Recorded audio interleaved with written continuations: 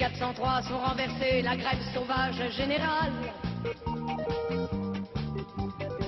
Les portes finissent de brûler, les enragés ouvrent le bal.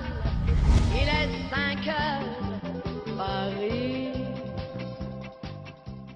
On va démarrer avec les thèses, on va en prendre plusieurs et on va discuter en profondeur de chacune d'elles. Mais la première question, c'est je dirais, la introductive, c'est une curiosité, c'est-à-dire que, en fait, on connaît les grands ouvrages, le Capital, l'idéologie allemande, tout ça, mais ces thèses sur Feuerbach, c'est quoi finalement? Parce que c'est tout petit et il y a plein de choses dedans, donc qu'est-ce que c'est? Si vous voulez,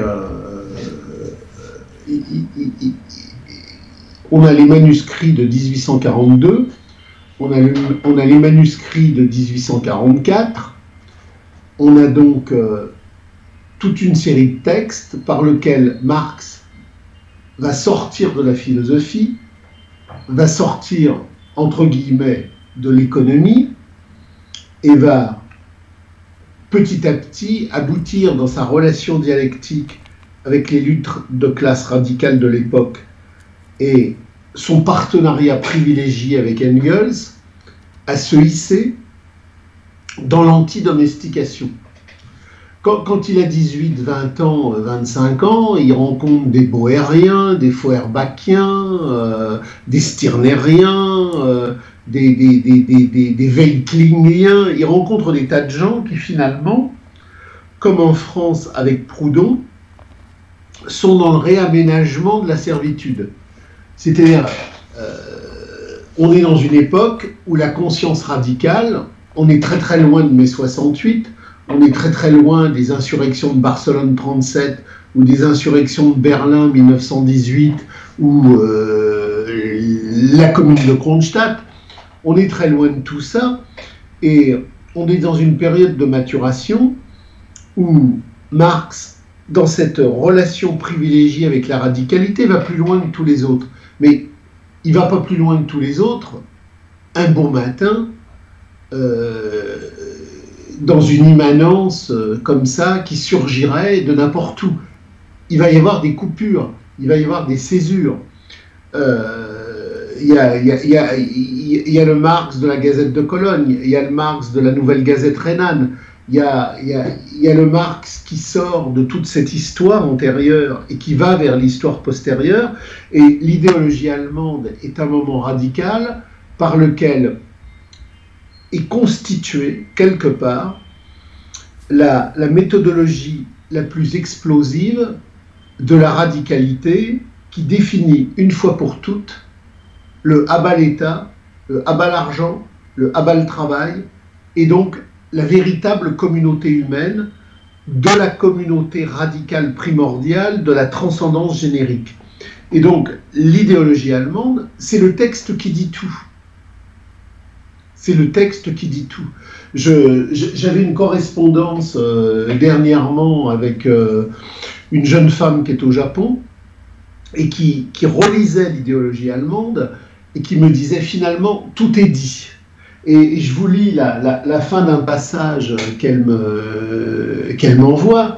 Elle me dit finalement, Marx là-dedans a absolument tout compris, parce qu'il dit que la suppression de l'appropriation privée présuppose le processus universel d'appropriation qui implique nécessairement l'union universelle du prolétariat.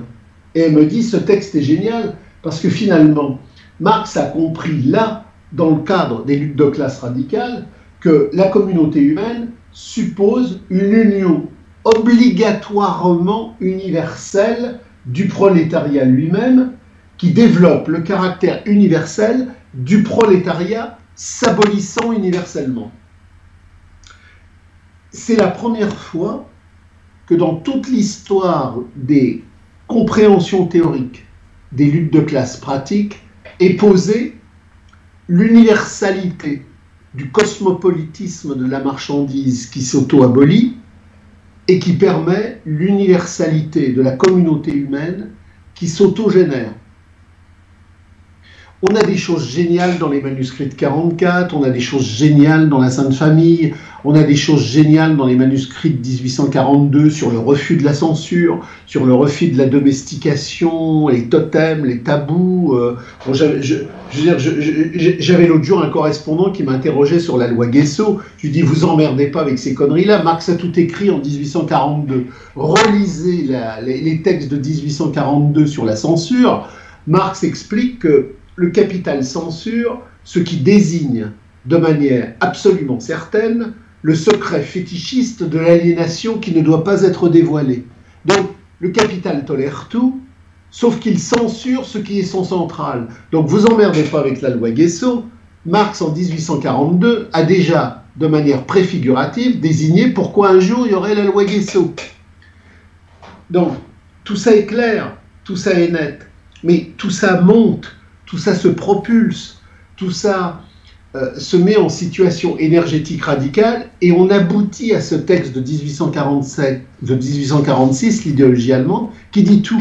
Et ce que je vous relisais de ce que ma correspondante m'écrit, c'est absolument incroyable, parce que là on est en 1846, mais après 1860, 1870, 1880, les Grundrisse, les articles du New York Daily Tribune, le Capital, la critique du programme de Koda et d'Erfurt, tout est là.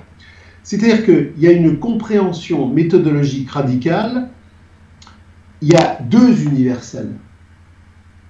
Il y a l'universel aliénatoire de la mondialisation de la marchandise totalitaire, du cosmopolitisme de la valeur d'échange, mais il y a en même temps l'universel anti-cosmopolitique de l'anti-marchandise universelle. Et on ne peut écraser le cosmopolitisme de la marchandise, le mondialisme de la marchandise, que par la Gemeinwesen de la radicalité universelle. Et ce texte-là, alors là, on discute tous les deux, on est en 2018, ça paraît bien simple, ça paraît bien évident, mais on est en 1846. Vous imaginez le flair méthodologique.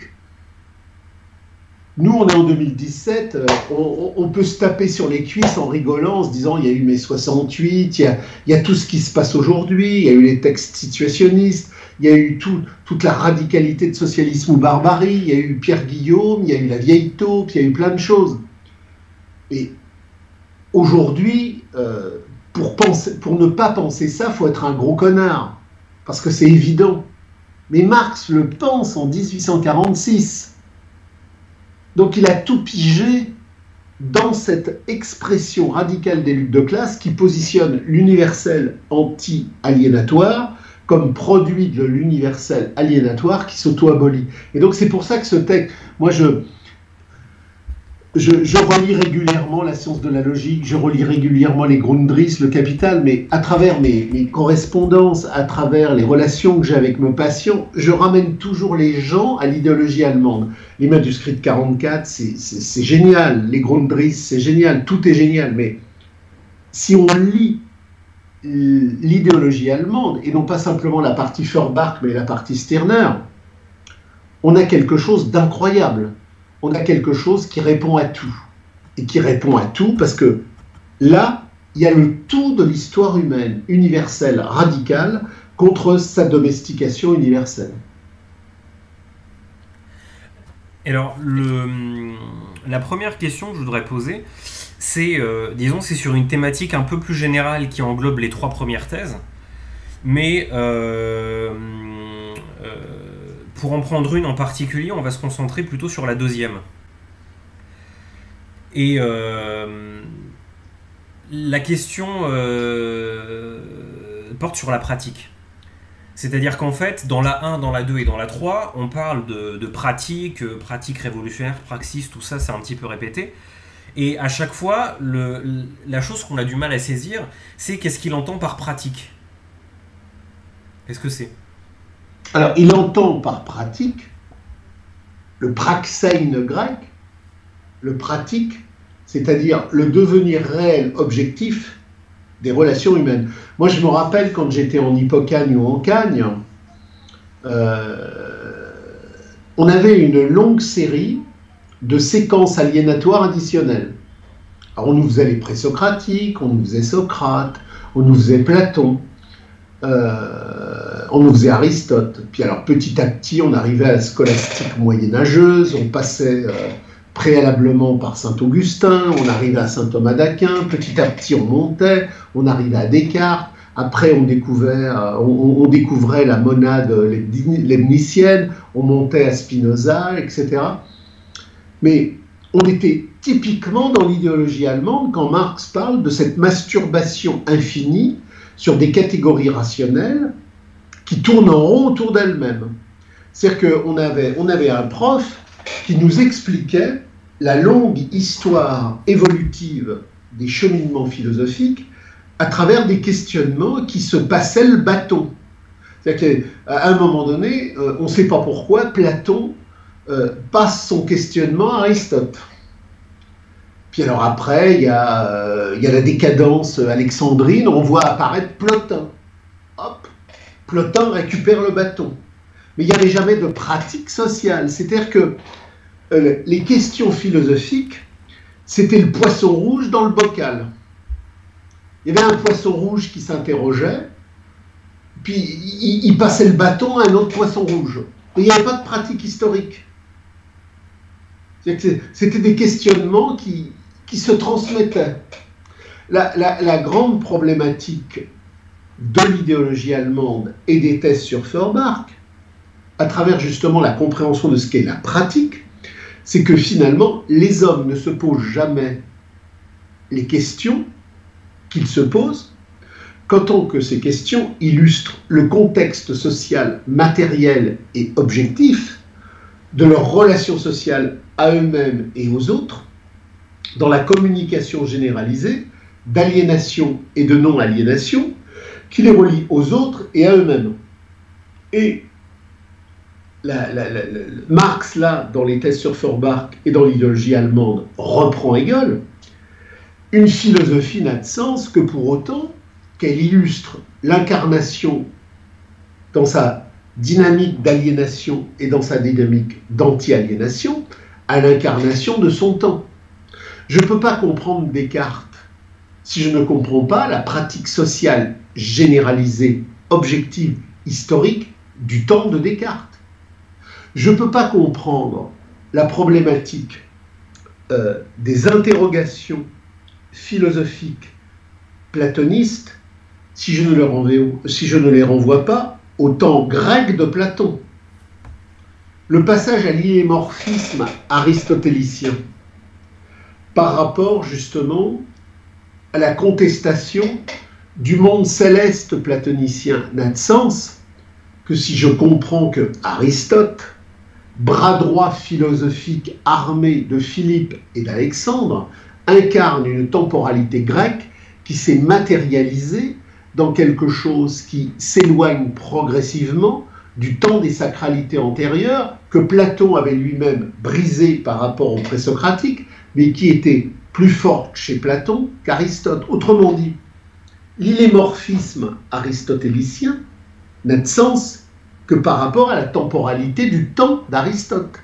Et ça, c'est la grande problématique de Hegel dans les leçons sur la philosophie de l'histoire et dans les leçons sur l'histoire de la philosophie, et c'est ce que comprend Marx. Autrement dit, je ne peux pas comprendre Leibniz, Hume, je ne peux pas comprendre Berkeley, bref, toutes les philosophies, des plus savantes aux plus débiles.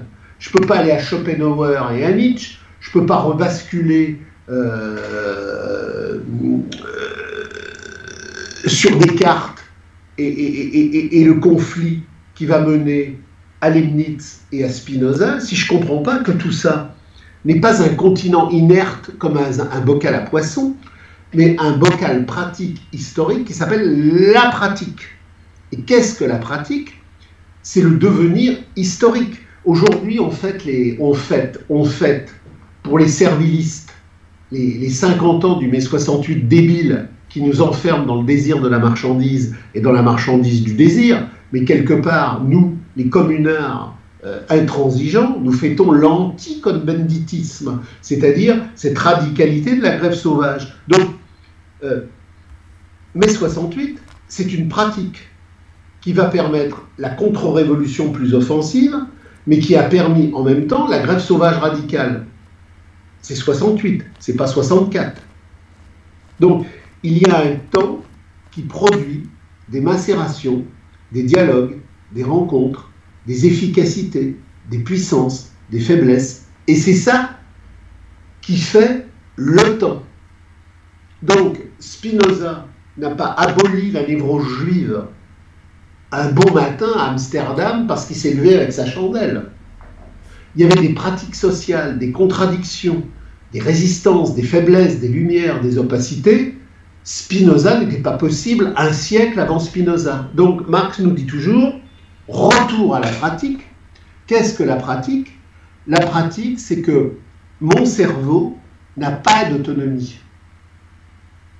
Mon cerveau n'est que l'incarnation d'une problématique historique qui est la relation sociale dans une pratique donnée, à un moment donné, dans un temps donné, dans cette contradiction dialectique entre le avant et le demain, qui se positionne dans l'aujourd'hui et qui fait dialogue entre les tensions, les antithétismes, et qui fait que si à un moment donné, le 24 juin 1760, Kant produit, c'est qu'il y a en Kant une dynamique de force productive qui fait que ça ne sort jamais du cerveau de M. Kant, ça sort du cerveau de l'histoire de ce temps qui s'incarne en M. Kant à ce moment-là.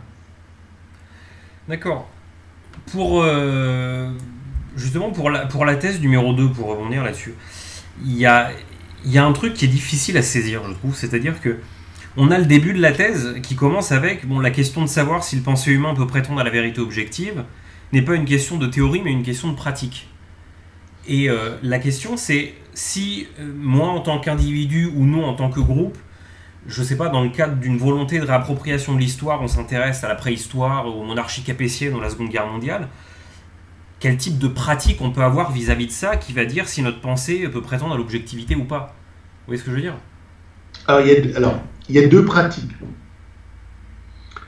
Il y a la pratique de l'immédiateté, qui est la pratique qui signale la rencontre entre votre subjectivité, ma subjectivité, et une expérience historique.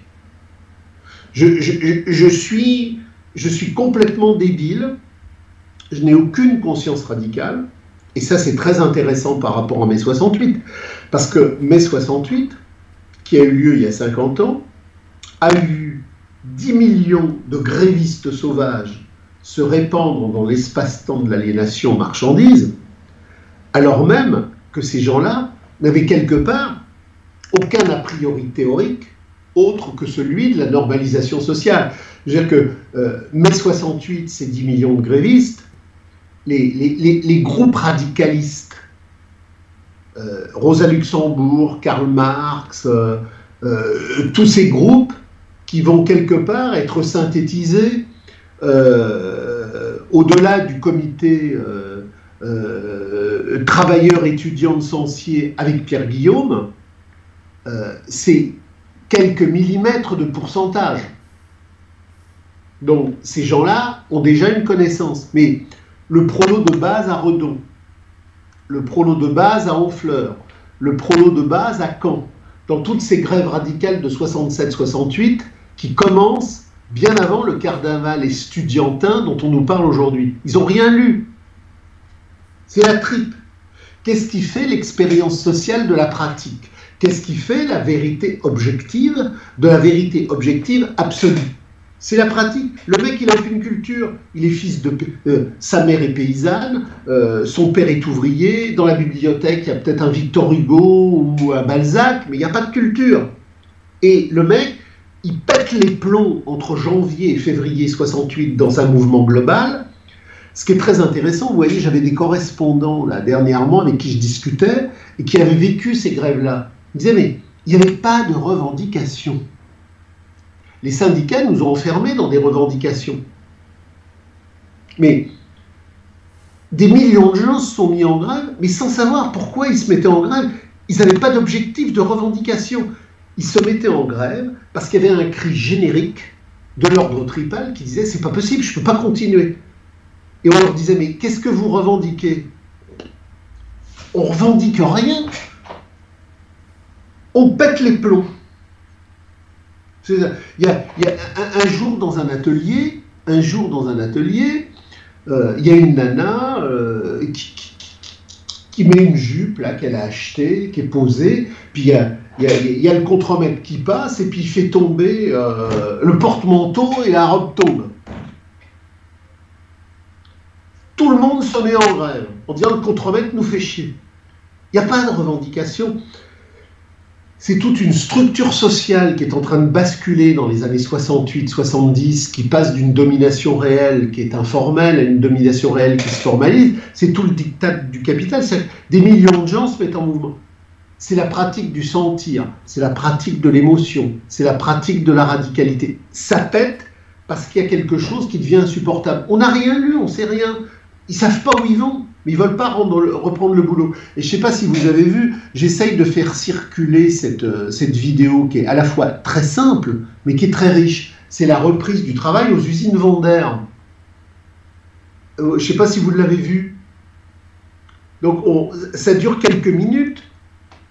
Les usines Wender qui ont eu une lutte radicale qui a duré. Vous voyez une nana qui crie, qui dit « Je ne veux pas reprendre le boulot dans cette tôle de merde, je ne veux pas reprendre le boulot. » Et puis vous avez les syndicats, la CGT, la CFDT, qui viennent là, qui disent « Mais si, il faut reprendre le boulot, on a obtenu plein de choses. » Mais elle se fout de la du quantitatif obtenu. Elle n'a pas de quantitatif désigné. Si on lui dit « T'es pas content, avec les 250, tu voudrais quoi? 320 ?» S'en fout. Elle hurle qu'elle ne veut pas reprendre le boulot dans sa tôle. Donc il y a une pratique sociale du dégoût, du goût, de la transcendance, de la verticalité, de l'horizontalité.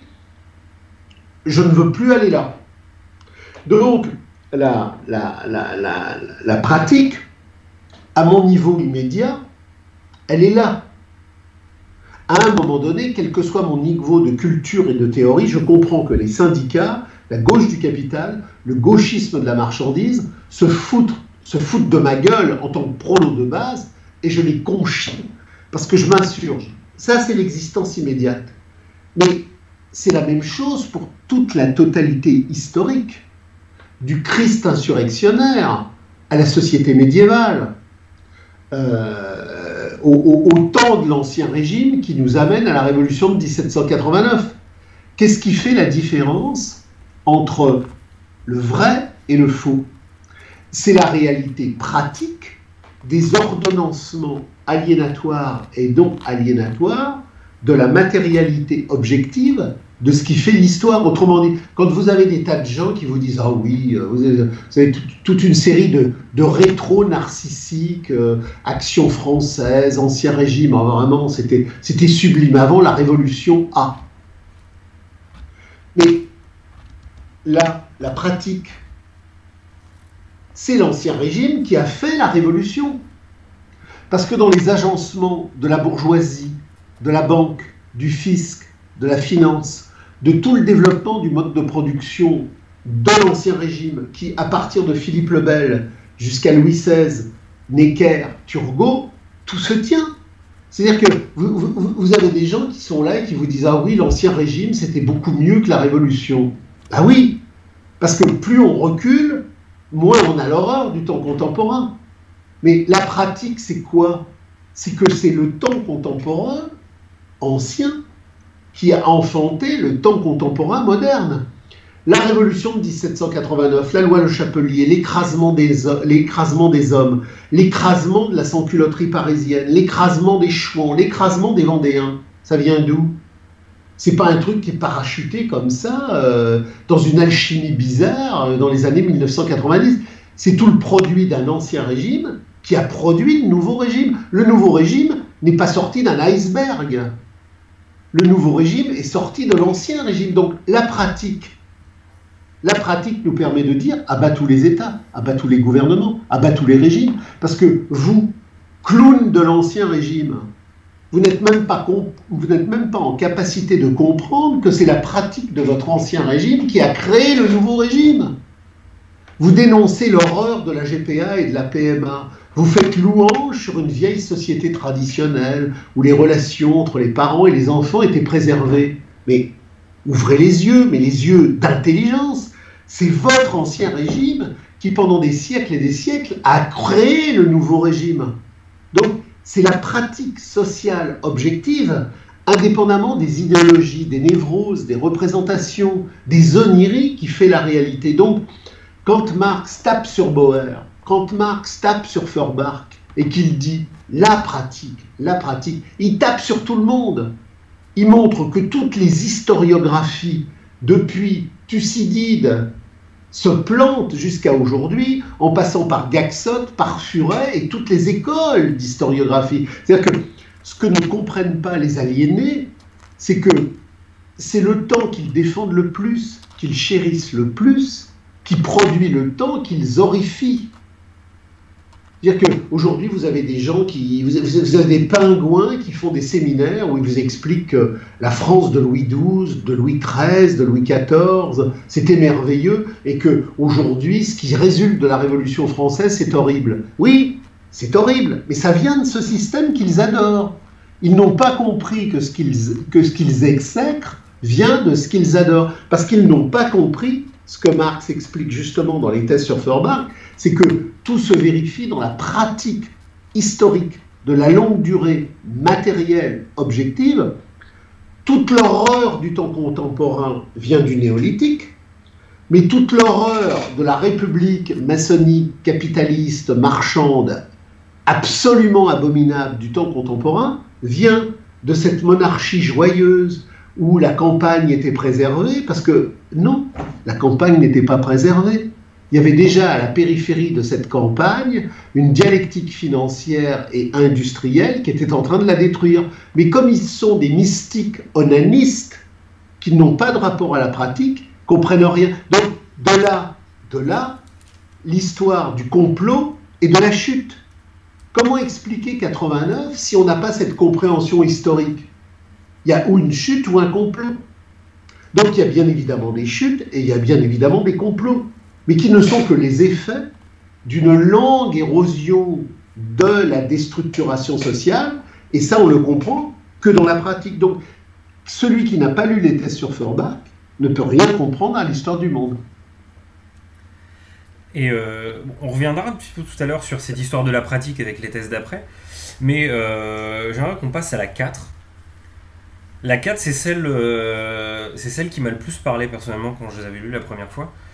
Et alors, pour l'instant, je vais éviter la question précise, parce que j'en ai une ou deux un petit peu plus précises sur le contenu de la 4 tout à l'heure. Mais la première chose que je vais vous dire sur la 4, avant de pouvoir passer aux questions plus précises, c'est, si vous l'avez devant les yeux, vous savez laquelle c'est, commentez-la juste comme vous voulez. C'est-à-dire, qu'est-ce qu'il y a dedans, qu'est-ce qui est important là-dedans d'après vous? Alors, on a dans ce texte-là quelque chose de radical. Autrement dit, ça renvoie au livre 1 du Capital sur le fétichisme de la marchandise, ça renvoie à la thèse 1 de la Société du spectacle de Debord, c'est la compréhension du déchiré. C'est-à-dire que, à partir du moment où l'unité première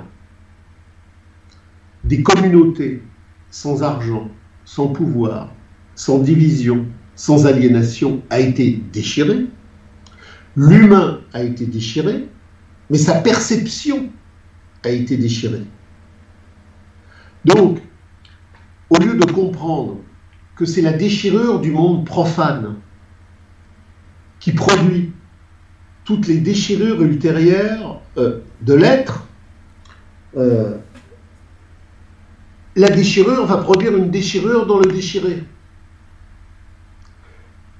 La cause se déchire, elle s'externalise, elle s'autonomise, elle se clive. Ce qui fait qu'aujourd'hui, vous avez toute une série de groupes, de sectes et de chapelles qui sont incapables de vous expliquer pourquoi on est dans une telle merde capitaliste, impérialiste, universelle de dépossession, par la pratique de la réalité matérielle concrète. Donc, on nous invente des prédéchirures intellectuelles, kabbalistiques, idéologiques, religieuses, spiritualistes. Or, rien de ce qui déchire l'esprit ne provient d'un ailleurs qui ne viendrait pas de la déchirure de la matrice première. Dans les communautés primitives, il n'y a pas de déchirure de l'esprit. Donc, on n'a pas basculé dans l'homme non déchiré à l'homme déchiré, parce qu'il se serait déchiré quelque chose dans le royaume des inintelligibles. Mais c'est parce que la réalité profane s'est déchirée. Or, aujourd'hui, vous avez plein de gens qui sont incapables d'analyser la déchirure de la réalité profane, de cette matérialité objective qui fait que l'impérialisme de la marchandise est la réalité concrète de notre déchirure. Donc, ils inventent à partir de là des déperditions, des chutes, des complots, des déréalisations. Mais la réalité première, c'est qu'il s'est passé quelque chose de fondamental au néolithique, autour du croissant fertile, dans cette émergence aliénatoire de la valeur d'échange qui, à partir du néolithique, s'est répandue sur le monde et qui a produit le déchiré. Elle est là, la source, qu'après des chapelles, des conclaves, des talmuds, des récitations, des encavernements, et méditer la déchirure, on s'en fout. C'est le reflet, c'est l'effet, c'est la conséquence. Mais la cause générique, et on en revient à la pratique, puisque la thèse 4, elle découle de la thèse 3, de la thèse 2, de la thèse 1, tout est dans la pratique sociale de la réalité, de la domination de la valeur d'échange qui s'empare du monde. Et quand je ne comprends pas la compréhension totale de la valeur d'échange qui, dans sa totalité, s'empare de la totalité du monde, je suis obligé de créer des gris-gris compensatoires. Donc j'invente des schtroumpfs, des bleus, des noirs, des jaunes, des rouges, qui sont là dans l'histoire et qui créeraient des situations. Mais il n'y a pas de schtroumpf qui crée des situations. Il y a des situations objectives qui créent la réalité objective du capital, et il y a des gens qui ne la comprennent pas. Et comme ils ne la comprennent pas, ils ont besoin d'une recette compensatoire. C'est le schtroumpf. Alors il y en a qui voient des schtroumpfs bleus, d'autres des schtroumpfs gris, d'autres des schtroumpfs rouges, d'autres des schtroumpfs marrons, tout ce que vous voulez. Mais on crée des gris-gris compensatoires pour venir cacher l'objectivité d'une analyse qui ne peut pas être objective. Et c'est là où Marx est génial, quand il dit à partir de Feuerbach, lorsque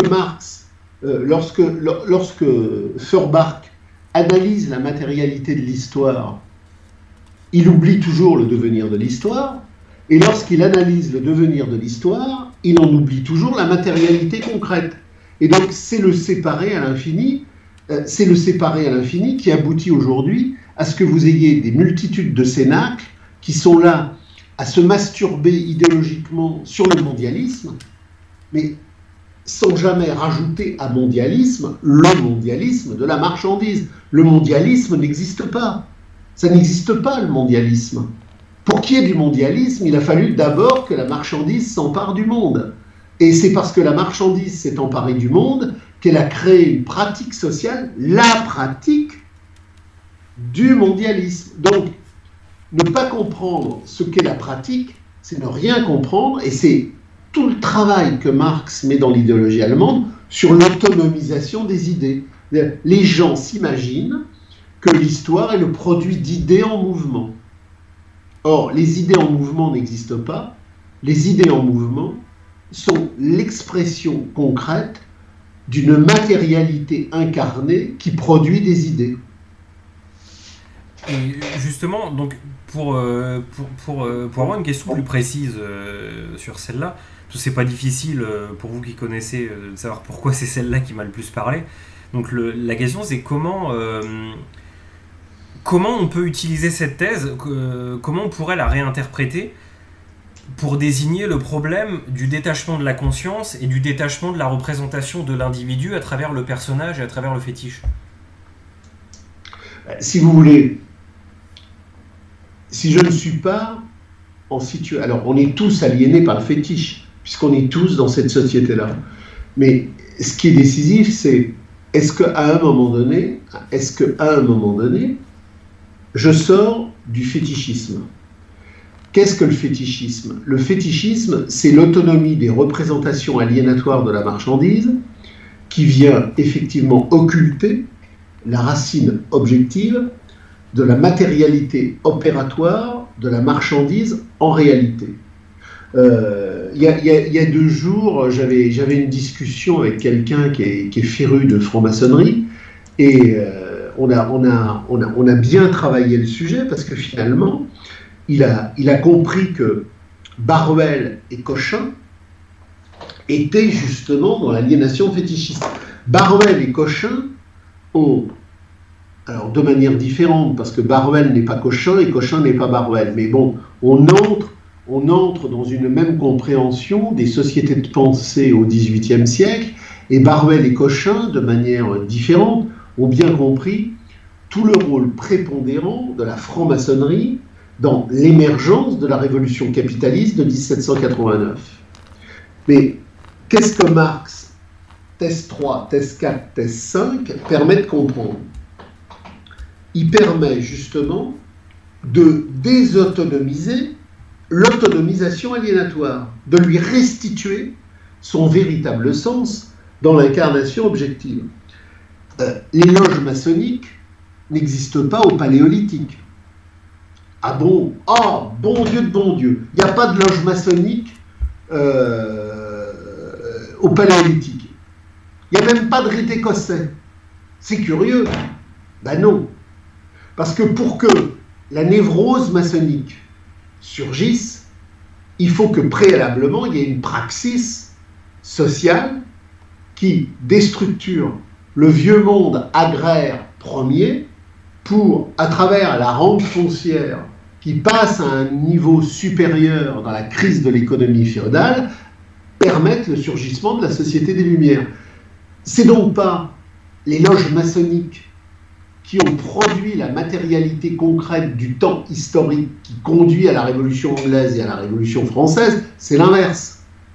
Sauf que Baruel et Cochin n'ont qu'une analyse historique dialectique. Ils sont le produit de la division du travail, c'est-à-dire de ces onanismes intellectuels qui croient que le monde est le produit des idées. Or, le monde n'est pas le produit des idées. Le monde est le produit du monde dans sa pratique sociale qui produit des idées. Donc les idées ne font qu'actualiser, elles ne font que rendre compte de la pratique sociale préalable qui les fait surgir.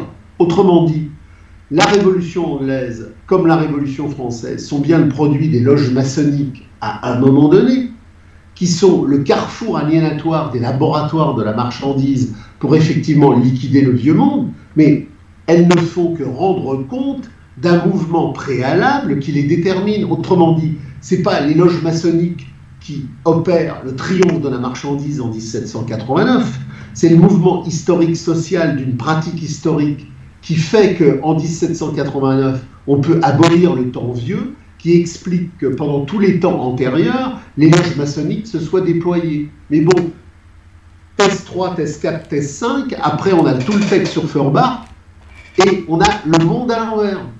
Autrement dit, Baruel et Cochin ont vu le monde à l'envers. Ils ont bien vu qu'il y avait des loges, mais ils ont cru que la cause était les faits, que les faits étaient la cause. Donc, la praxis, la compréhension effectivement que la famille terrestre et le secret de la famille céleste, ça veut effectivement dire que c'est pas Yahvé qui a créé les Juifs, ce sont les Juifs qui ont créé Yahvé. Mais pour revenir à la déchirure justement, parce que évidemment on est le produit d'un monde déchiré, donc on a cette déchirure qui se répercute aussi en nous. Mais quand on a cette déchirure qui se répercute en nous et qui nous divise, parce que avec la fin de la thèse, on comprend que, vous avez parlé tout à l'heure de la famille terrestre, c'est elle qui doit être anéantie en théorie et en pratique. Nous qui voulons abolir la déchirure, qui voulons sortir du fétichisme, mais qui n'y vivons pas encore la révolution sociale qui va l'abolir définitivement. Et ben qu'est-ce qu'on peut révolutionner finalement pour sortir du fétichisme ? Alors, il y a deux temps. Il y a le temps de l'histoire mondiale. Le temps de l'histoire mondiale est le temps de l'émancipation mondiale de tous les hommes de la Terre qui pourront enfin échapper au mondialisme de la marchandise en créant justement cette communauté universelle de l'anti-argent et de l'anti-État. C'est le règne enfin aboli de la marchandise. C'est Marx qui abolit Attali. Donc ça, c'est au moment de la crise du capital dans sa forme terminale. Mais en attendant, Vittorio et Francis, qu'est-ce qu'ils font? Ben, ils sont toujours assujettis à ça. Mais ils ont des pratiques, des déterminations, des volontés, des voluptés qui font qu'ils peuvent repousser la frontière de l'aliénation. C'est-à-dire que nous serons l'un et l'autre totalement émancipés quand tout aura pété. Mais en attendant, on peut être pas du tout émancipé, un tout petit peu émancipé, ou beaucoup plus émancipé. Donc, c'est notre relation à cette universalité qui n'est pas advenue, dans le temps de notre singularité advenue, qui fait qu'il existe une relation ontologique de dialogue et de radicalité qui, en l'authenticité, positionne notre position. Compte tenu de vos études, vous avez une femme, vous avez un enfant, vous avez 2 enfants, bah vous vous démerdez pour survivre. Vous n'êtes pas obligé de courir après un poste qui va vous placer dans une structure informatique, qui va vous mettre en relation avec les laboratoires du complexe militaro-industriel pour produire des trucs qui vont être effectivement de bons rapports, qui vont vous payer 3 à 4 fois plus, mais qui vont vous aliéner 500 ou 600 000 fois plus. C'est vous qui choisissez. Donc, il y a la cassure universelle et il y a les cassures individuelles. Mais le casser individuel, il est déjà possible là, à chaque instant. C'est-à-dire que les thèses sur Feuerbach, c'est l'histoire du prolétariat, comme le disait ma correspondante, c'est l'histoire du prolétariat universel qui s'abolit de manière universelle au moment où devient possible cette abolition universelle.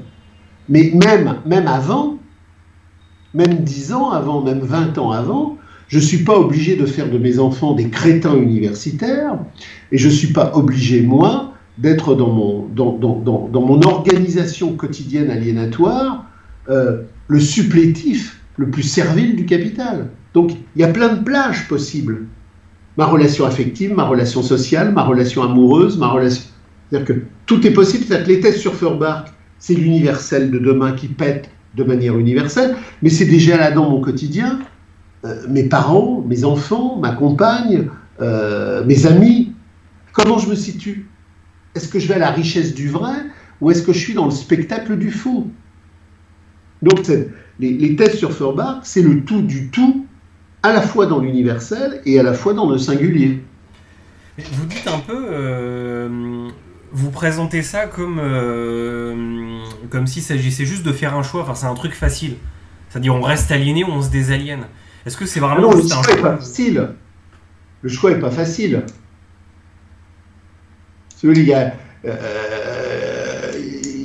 Il y a tous les jours des choix de difficultés. Moi, je veux dire, j'ai un correspondant qui a fait des études de mathématiques assez poussées, sa femme ne bosse plus, et le choix qui est posé, c'est le choix du niveau de complicité et d'assujettissement à l'ordre de la marchandise. Il peut abandonner toute prétention à valoriser ses diplômes, et puis bon, bah, il peut être jardinier ou vendeur à Monoprix. Il choisit. C'est un choix. Qu'est-ce qui va devenir? Personne ne lui met un pistolet sur la tête. C'est la contradiction aliénation des aliénations qui est un énorme pistolet qui se met partout en lui. Mais j'ai des tas de cas comme ça. J'ai une correspondante qui était architecte de haut niveau en région parisienne et qui est partie faire des plantations et de l'herboristerie en Rhône-Alpes. Elle aurait pu rester architecte à Paris et faire du blé. Elle se dit que le monde dans lequel elle vit est en train de s'effondrer et qu'elle a plus de jouissance et plus de réalisation possible à partir travailler le sapin, le merisier ou d'autres fleurs. Ça, c'est à chacun de voir. Mais chacun est aujourd'hui en situation de faire un choix. Alors, il y a un choix qu'on doit faire. Il y a un choix qu'on doit faire. C'est-à-dire que je suis un homme, j'aime une femme, je suis une femme, j'aime un homme, on crée une famille, on a des enfants. En attendant que ça pète, il faut organiser la quotidianité. Mais il y a plusieurs manières d'organiser la quotidianité. C'est-à-dire que j'organise ma quotidianité avec le seuil de complicité obligatoire à l'aliénation du monde le plus réduit possible. Si demain je deviens cadre international à BNP Paribas sur les engagements chinois et russes, je vais gagner plus que si je vais m'occuper des coquelicots dans les Alpes de Haute-Provence. Mais mon degré d'aseptisation, d'annihilation et de colonisation sera nécessairement beaucoup plus intense. Il faut mesurer. Le problème, c'est l'engagement radical. Et puis, je peux très bien partir faire des coquelicots en Alpes de Haute-Provence et ne m'occuper de personne que le nombril narcissique de mon épouse et de mon enfant, dans un truc qui serait en quelque sorte en interrogation naturaliste, mais coupé de toute dimension culturelle, radicale. Puis je peux très bien bosser à BNP Paribas et filer la moitié de mon salaire à des groupes ouvriers radicaux qui vont publier des textes extrémistes. Donc, là encore, on retombe sur l'idéologie allemande et les textes sur Feuerbach. Ça n'est pas ma place. Ce n'est pas ma situation qui me détermine. C'est ma relation à ma place et ma relation à ma situation. Si je vais faire de la permaculture dans un village isolé et que je ne m'occupe de rien et de personne, que je regarde de temps en temps des vidéos débiles, mais que je ne fais pas le moindre texte radical, que je n'ai pas la moindre intervention radicale, je suis beaucoup plus médiocre qu'un mec qui a un haut poste, mais qui file 80% de son salaire à des groupes radicaux qui vont faire des textes, qui vont diffuser de l'information et qui vont publier des textes insurrectionnels du mouvement ouvrier du 19e et du 20e siècle. Donc, ce qui compte, ce n'est pas l'endroit où je suis, c'est ce que j'en fais. Et ça, c'est typiquement ce que disent les thèses sur Feuerbach quand il dit « tout débat isolé de la pratique est un questionnement purement scolastique ». C'est-à-dire que qu'est-ce qui est radical? Qu'est-ce qui n'est pas radical? C'est l'effet de propulsion in fine. Engels aurait plaqué la boîte et serait parti vivre en Patagonie. Il aurait peut-être été content, il aurait regardé dans une relation miroir la réalité du monde et il aurait pu être chef d'industrie. Mais il est resté chef d'industrie et il s'est servi de tout le fric qu'il faisait en tant que chef d'industrie pour diffuser de la pensée subversive et radicale. Donc, le décisif en dernière instance, au-delà de la problématique scolastique et théorique, qui est donc une intellection idéologique aliénatoire, c'est la pratique en dernière instance, ce qui tranche, c'est la pratique. Qu'est-ce qui fait que je suis un homme d'incarnation radicale? C'est que ma pratique fait avancer les choses. Et pour une dernière chose sur cette thèse-là, parce qu'après on va y passer la soirée, mais je veux dire, vous venez de parler de l'incarnation radicale. Parce qu'il y a un rapport au monde, enfin, on a une relation au monde en termes d'incarnation qui peut changer totalement avec la relation d'amour. Bien sûr. Mais quand on n'a pas cette relation d'amour, comment est-ce qu'on se place vis-à-vis du monde pour quand même être en incarnation érotique radicale? Alors, quand on ne l'a pas, on peut l'avoir. C'est-à-dire que c'est positionné dans les manuscrits de 44, dans le troisième manuscrit, c'est repositionné dans l'idéologie allemande, un peu dans la partie Feuerbach, et beaucoup dans la partie Stirner. C'est-à-dire que Stirner nous avait autonomisé dans une réduction à nous-mêmes, et Marx, dans sa critique de Stirner, montre que justement l'unique est une pathologie. Stirner, en décrétant l'unique, avait cru décréter quelque chose qui était au-delà de l'aliénation. Et Marx lui répond, mais non seulement tu t'es planté, mais tu t'es surplanté, parce que c'est unique, finalement, c'est le modèle social de la valorisation narcissique du capital, et ce que toi tu avais cru être contre le système, c'est ce que demain le système va sacraliser comme apothéose de sa domination. Donc, nous sommes profondément génériques en la Gemeinwesen. Nous sommes dans la mesure où le je peut dire nous. Je tout seul sur une île n'a pas de sens. Je n'a du sens que parce que sur un territoire donné, je rencontre d'autres je avec qui il peut dire tu et avec qui, à partir de là, il peut produire le nous. Mais, je veux dire que on aime les hommes et les femmes que l'on rencontre dans une relation de positivité et de fertilité. Mais on n'a pas le coup de foudre pour tout le monde. Le coup de foudre, c'est cette décision de radicalité harmonique qui fait hiérarchie, qui fait définition supérieure et qui fait qu'effectivement, on aime tout le monde pour passer un agréable repas avec du fromage, du Côte-du-Rhône, du jambon. On festoie à l'universalité critique radicale, mais quand le repas est terminé, on n'a pas envie de coucher avec tout le monde. Le coucher n'est pas un acte animal. Dans l'être générique humain, il est l'acte supérieur des transcendances harmoniques où un corps et un cœur se produisent comme essentialité. Donc nous sommes faits pour, par-delà notre amour des autres, trouver un amour radical de profondeur essentielle et différentialiste. Mais qu'on l'ait trouvé ou qu'on ne l'ait pas trouvé, on est fait pour ça. Si je le trouve, c'est bien, parce que ça fertilise immédiatement le développement historique de mon harmonie dans une concrétude objective, palpable ici et maintenant. Mais si je ne l'ai pas trouvé, je suis non pas dans la situation de celui qui l'a trouvé, mais dans la même situation que celui qui l'a trouvé, sauf que moi je ne l'ai pas trouvé, mais je suis dans la même perspective. Moi j'ai des tas de patients et des tas de correspondants qui me disent « Bah oui, j'ai pas trouvé l'âme sœur. Mais j'ai déjà trouvé quelque part le préambule à l'âme sœur. Parce que je sais que je suis radicalement antinomique au marché narcissique des échanges réifiés, des copulations chosifiées et du libre despotisme organisé par la mécanique sexuelle machinique du capital. Donc, j'ai pas trouvé mon partenaire. J'ai pas trouvé ma correspondance. Mais en tout cas, je sais que je ne peux pas sacrifier à la grande bétaillère et au grand abattoir de la machinerie sexuelle copulatrice du temps aliéné contemporain. Donc, il y a ceux qui ont trouvé leur correspondance.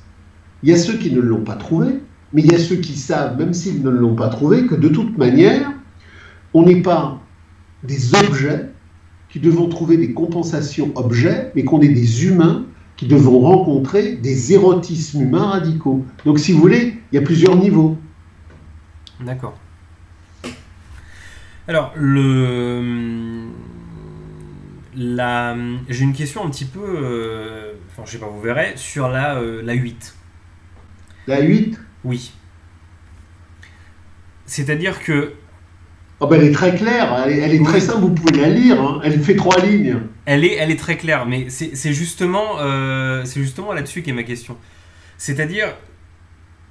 Parce que je connais certaines personnes que ça pourrait rebuter, c'est pour ça que je pose la question. C'est-à-dire que je suis quelqu'un, admettons, parce que la thèse dit tous les mystères qui entraînent la théorie vers le mysticisme trouvent leur solution rationnelle dans la pratique humaine et dans la compréhension de cette pratique. Le mystique est quelqu'un qui n'a pas compris la relation pratique humaine. Voilà. Mais si moi je suis quelqu'un, par exemple, qui croit en la vie après la mort, qui croit aux anges, aux démons, qui croit aux esprits, est-ce que je dois me dire, bah finalement chez Marx, il y a la place pour rien de tout ça? La question que vous devez vous poser, c'est pourquoi j'ai besoin de croire aux démons?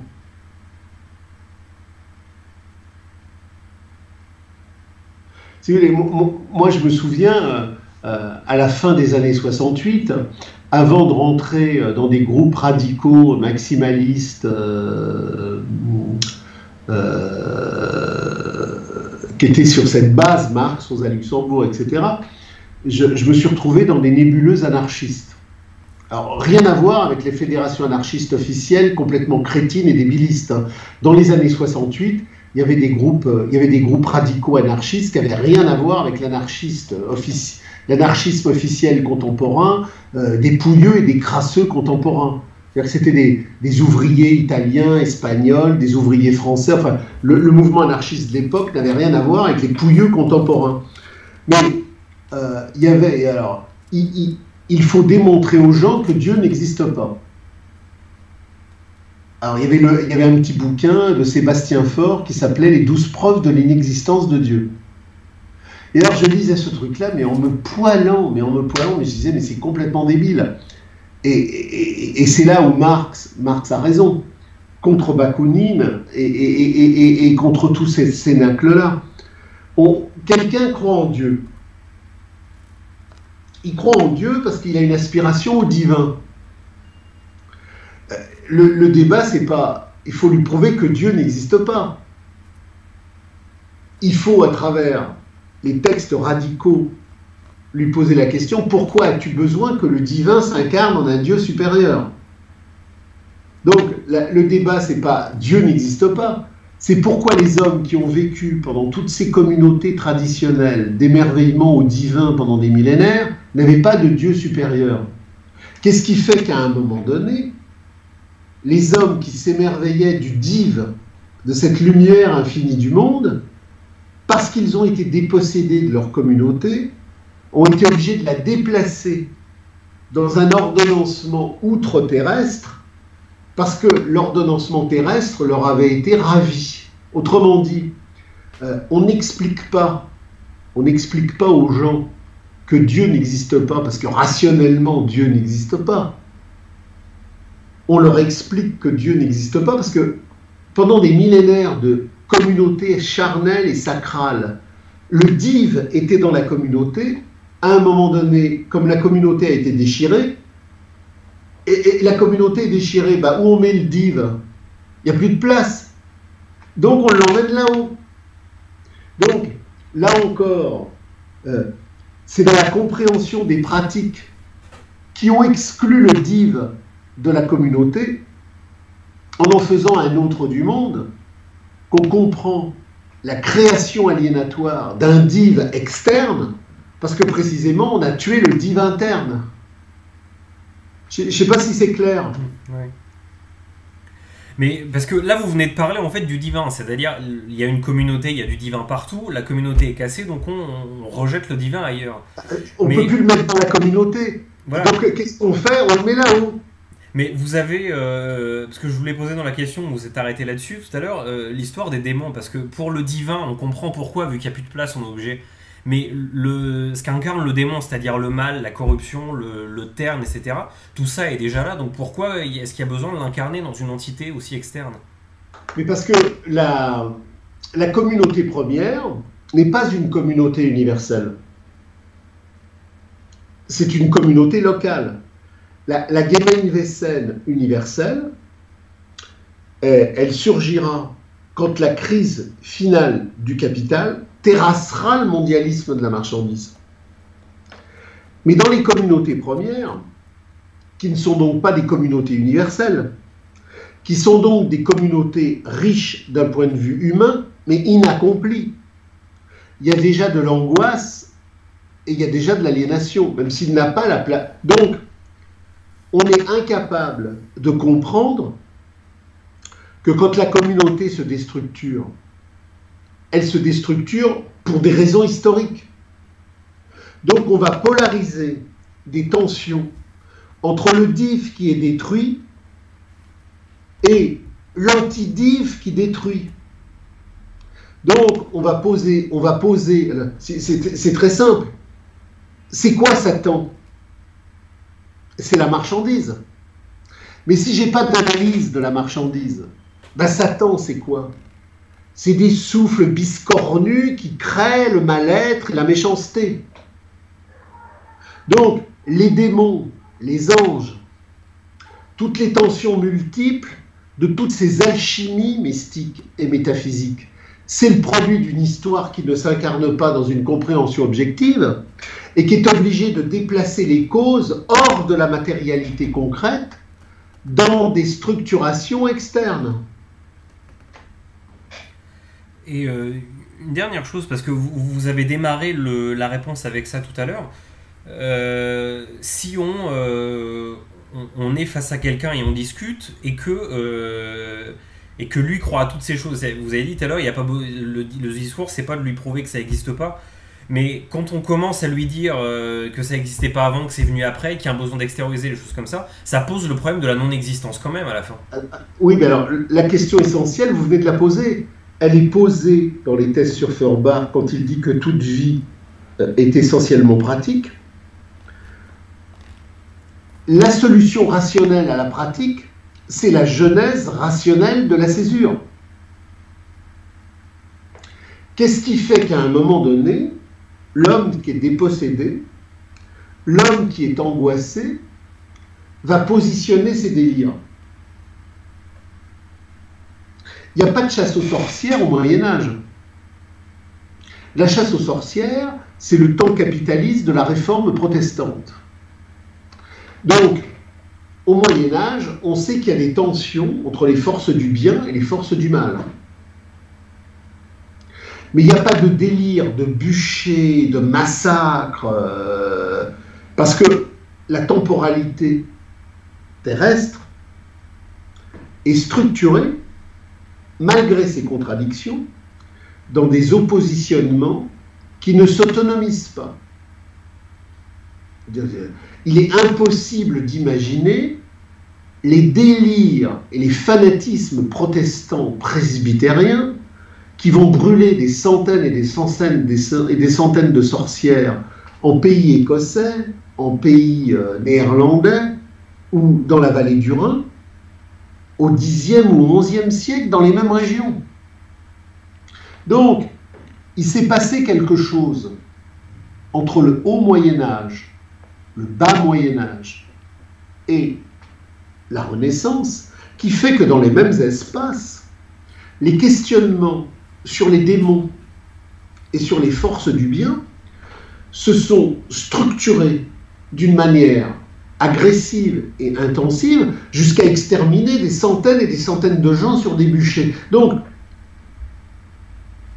c'est pas l'esprit qui s'est modifié tout seul entre le bas Moyen-Âge et la réforme protestante.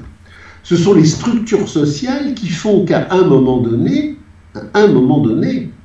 un magistrat presbytérien, incarné dans le culte de la bourse, de l'argent et du pouvoir, de la domestication et de la paranoïa anti-rurale, va décider, mais cette femme-là doit être brûlée. Donc ce n'est pas une autonomie du sujet, c'est le sujet par rapport à une autonomisation des formes sociales qui font qu'à un moment donné, il y a une paranoïa inquisitoriale et inquisitoriale protestante. D'accord. Alors, j'ai une question qui touche un petit peu à la 9 et à la 10 en même temps. C'est une question de définition. Qu'est-ce que c'est que le matérialisme contemplatif? Alors, matérialisme. Matérialisme, il faut reprendre toute la schizophrénie de la philosophie des Lumières. Vous avez plein de gens, par exemple, qui sont cathos traditionnels, qui vont vous dire bah, cette société est matérialiste. Non, cette société n'est pas matérialiste, elle est marchande. la première compréhension du matérialisme, qui est récusée par Marx, qui est surrécusée par Hancock relisant Marx, c'est l'idée que c'est la matière qui produit les idées. Alors, la matière produit les idées. Vous pouvez lire Marx dans tous les sens. Marx est intelligent. Marx dit la matière ne produit rien. C'est la relation sociale. La matière produit les idées. C'est toute la philosophie des Lumières bourgeoises qui veut précisément que la matérialité de la rente foncière soit le sujet cardinal de la richesse et de la richesse d'esprit. Donc, pour que la rente foncière physiocratique qui va vers la Révolution française puisse imposer son impérialisme absolu, il faut retirer à chaque être humain toute sa parcelle de dive, toute sa parcelle de lumière. Donc, il n'y a plus d'émerveillement, des voluptés et des vies intérieures. Il y a simplement des matérialités. Vous avez quelqu'un d'ailleurs qui s'appelle Lamétrie, qui a produit un système sur l'homme-machine. Ça n'a rien à voir avec Marx.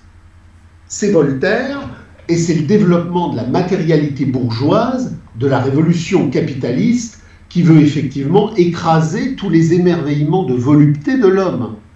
Marx, c'est pas du tout ça. Marx, c'est la compréhension radicale que l'homme est le produit des relations sociales. Donc il y a deux matérialismes. Un truc tout simple, quand Faurisson vous dit, avant de discuter des chambres à gaz, il faut analyser la matérialité objective de la chambre à gaz. Il est marxien sans le savoir. Il pose la question de la relation sociale objective de la chambre à gaz. Est-ce que la chambre à gaz, telle qu'elle est positionnée par la représentation sociale contemporaine, peut fonctionner dans les modes de justification que le système nous dit? Il fait du Marx, il retombe sur les thèses sur Feuerbach. Quelle est la relation sociale de fonctionnalité possible de la matérialité objective de la chambre à gaz? C'est du matérialisme historique. Il y a donc le matérialisme aliénatoire de la rente foncière, de la bourgeoisie et du capital qui dit qu'est-ce que c'est qu'un homme finalement? Un homme, c'est un estomac et un intestin. Et il y a la matérialité historique insurrectionnelle qui est posée par Marx à la suite de Hegel dans le cadre des luttes de classe radicales. Qu'est-ce qu'un homme? C'est la matérialité de sa volupté transcendantale en lettres génériques.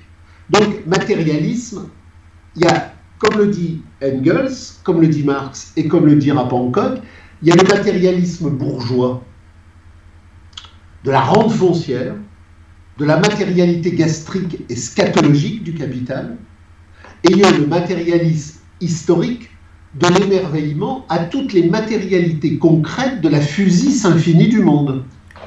Et pourquoi ce matérialisme, il est contemplatif du coup? Alors, il est contemplatif parce qu'il en revient à ce qu'il disait par rapport à Feuerbach. Un matérialisme qui est contemplatif est un matérialisme qui ne comprend pas que ce qui structure la matérialité, c'est l'histoire.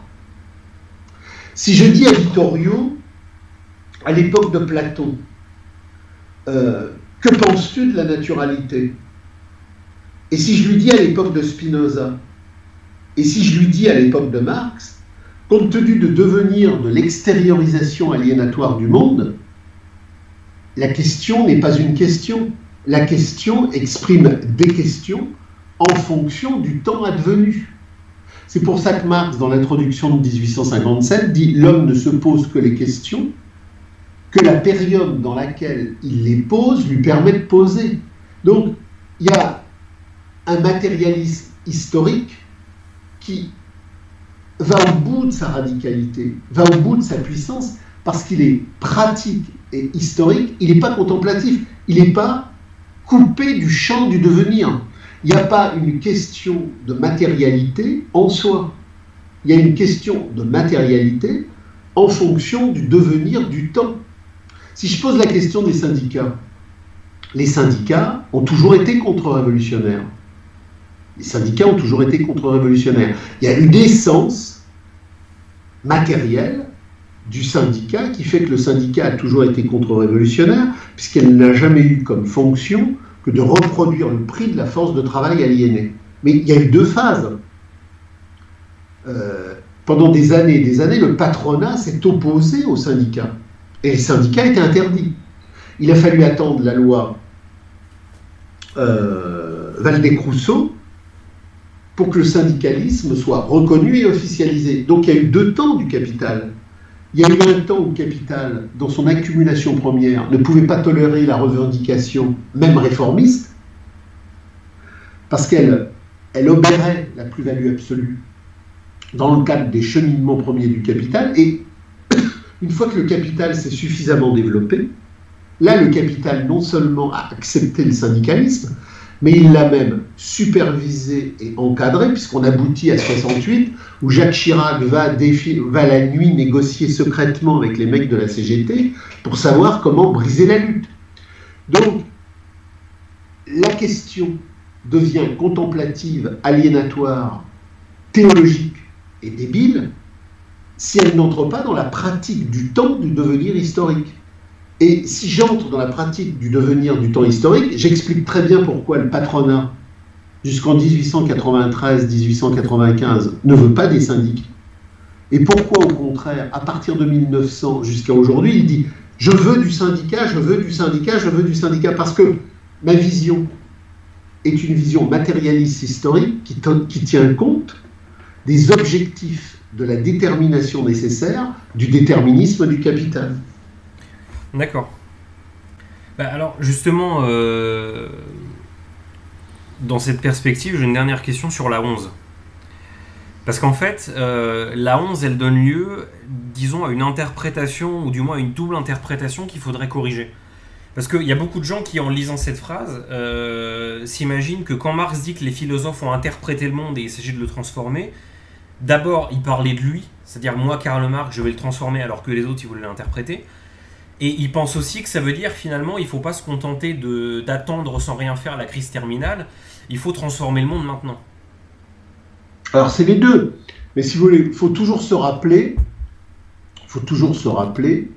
que l'idéologie allemande, les manuscrits de 1944 et l'ensemble de l'œuvre de Marx se positionnent dans une articulation objective qui précise et qui dispose que la révolution communiste abolit le prolétariat et la révolution communiste abolit la philosophie. Parce que la philosophie est le savoir du déchiré. Tous les philosophes, à partir de Socrate, c'est-à-dire la philosophie présocratique crie la déchirure, mais elle ne la justifie pas, elle la crie. Alors, évidemment, la révolution communiste mondiale n'est pas possible au temps des présocratiques, puisque c'est précisément au temps des présocratiques qu'on tue la communauté première pour partir dans l'apothéose qui, pendant des siècles et des siècles, va nous amener à Wall Street. Donc, les présocratiques ne peuvent pas promouvoir le communisme, puisque le vieux communisme est mort et qu'il crie cette mort. Mais à partir de Socrate, on légitime, on jargonne, on papote sur le déchiré. Et c'est comme ça jusqu'à Kant. Donc les philosophes n'ont fait qu'interpréter la déchirure, tout en ne disant pas que c'était une déchirure, puisqu'ils la légitiment. C'est-à-dire que les philosophes ne vous disent pas il est aberrant qu'il y ait une physique et une métaphysique. À partir de Socrate, les philosophes vont tous codifier la physique et la métaphysique. Et à la fin du cycle, quand les grandes explosions capitalistes narcissiques à la Schopenhauer et à la Nietzsche vont produire une remise en cause de cette séparation, c'est pas pour la dépasser d'un point de vue révolutionnaire, mais c'est pour repartir dans un jargon de reconstruction narcissique différent. Donc, il fallait aboutir à Hegel et il fallait aboutir à Marx dans le cadre des grandes révolutions sociales de la modernité pour que soit posé le problème la philosophie est une déchirure. Si l'homme abolit la déchirure, il abolit la philosophie. Donc, quand Marx dit « il ne s'agit pas d'interpréter le monde, il s'agit de le transformer », c'est fini. Après Hegel, il n'y aura plus jamais de philosophie. Il n'y aura plus jamais de philosophie. Et d'ailleurs, bon, la grande résurgence d'intelligence avec Heidegger n'apporte rien. Heidegger va produire une grande méditation linguistique sur les présocratiques, mais à part l'illusion de créer un retour en la communauté à travers le fascisme qui va être écrasé, Heidegger n'ouvre aucune porte de radicalité. Heidegger, c'est les présocratiques dans la modernité machinique qui contestent la modernité machinique. Mais ça va nulle part. Marx dit il ne s'agit pas d'interpréter le monde, il s'agit de le transformer. Ça ne veut pas dire qu'il ne faut pas l'interpréter. Ça veut dire que toutes les interprétations du déchiré n'ont aucun sens et qu'elles sont mortes. Et il faut l'interpréter dans le déchiré de la déchirure. Tous les philosophes, de Socrate jusqu'à Hegel, ont abouti à légitimer la déchirure. Hegel est celui qui va le plus loin, puisqu'en légitimant la déchirure dans l'état rationnel, il produit par la compréhension dialectique les conditions de possibilité de l'abolition de la déchirure. Et moi, Marx, dans le cadre du mouvement des luttes de classe radicales, je suis le premier, alors non pas parce que narcissiquement il le décrète, mais parce que c'est les réalités objectives du temps, il est le premier à pouvoir l'abolir, et d'ailleurs, il abolit tout, puisqu'il abolit la philosophie, il abolit l'économie, il abolit la politique, il abolit l'État, il abolit l'argent. Dans le débat de la première internationale contre les proudhonistes, contre les blanquistes, contre les bakouninistes, au bout du bout, on a quoi? On a les groupes Marx qui abolissent toutes les aliénations, puis on a les autres groupes qui mitonnent des plans de réadaptation des agencements aliénatoires. Donc, il a été au bout de la déchirure, et cette déchirure, il l'interprète en tant qu'anti-déchirure. Alors après, il y a deux interprétations. C'est-à-dire que ce qui importe, c'est de le transformer. Il y a deux transformations. Il y a la transformation radicale, objective, universelle de la crise finale, qui, elle, devient mondialement opératoire maintenant et ici. Et il y a vous et moi, qui, même si, objectivement, la crise finale n'est pas arrivée, pour nous tenir debout dans le refus de la servilité, nous faisons de notre vie, même si le temps de la crise terminale n'est pas encore arrivé, une vie d'engagement pour interpréter à tout moment la déchirure de la déchirure. C'est-à-dire que mai 68, 10 millions de grévistes. Et ça retombe. En tant qu'homme de la communauté, je dois poser la question, pourquoi ce mouvement a échoué? Et pourquoi ce mouvement ne pouvait qu'échouer? Donc, j'analyse pourquoi la transformation n'a pas eu lieu. Donc, être dans la communauté de l'être, c'est analyser pourquoi la transformation aura lieu un jour, et pourquoi tant qu'on n'est pas arrivé à ce jour, elle n'est pas possible, même s'il y a des mouvements absolument gigantesques qui surgissent, mais qui, comme ils ne surgissent pas au moment de la crise finale, sont condamnés à échouer. Et ça, je dois l'analyser, parce que c'est ça le gros problème. Mai 68 a échoué. Pourquoi? Ça doit être analysé, creusé, expliqué, et ça fait partie. Si je comprends pourquoi mai 68 a échoué, je comprends à quelles conditions les mouvements de demain pourront ne pas échouer et réussir. Donc, la thèse en question, elle est là aussi comme le missile de préfiguration, d'anticipation et de compréhension. Paris s'éveille, Paris s'éveille.